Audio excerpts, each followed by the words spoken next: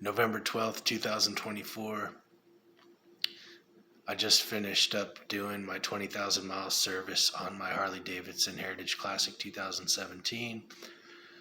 With the help of YouTube videos and my Clymer manual, I was able to do the whole service myself.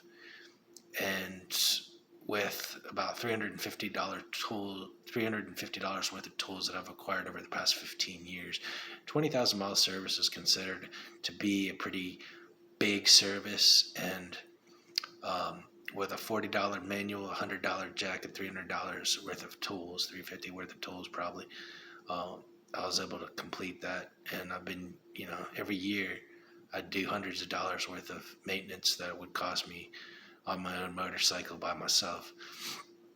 And you don't have to spend a lot of money.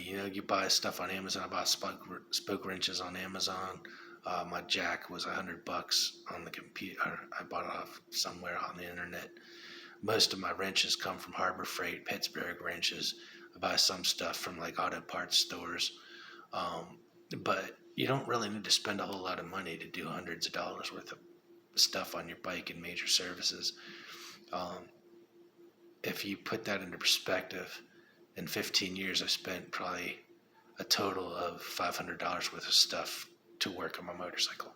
So $500 in 15 years, saving thousands of dollars, over that time period. Just on this one service alone, it would cost me $600-700 at a Harley Davidson dealership to do that. So I paid, basically, but tools paid for themselves in one thing, but I've been doing this for 15 years. So this basically is just to say, hey, I had a little bit of, a little bit of mechanical skills that I've acquired over the years. I used to have a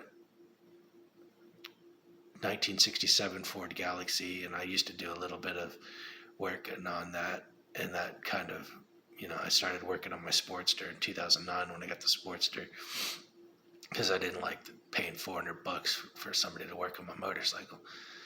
So this is just to say, like, man, you don't need a whole lot of money to do stuff. You don't need to go to a mechanic and get robbed by the fucking Harley Davidson dealership.